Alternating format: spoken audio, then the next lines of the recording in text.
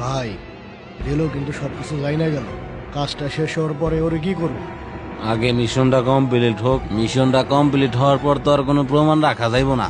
তোরা এক কাজ করিস, ওরে ওইখানেই পুইতে রাইখা আসিস।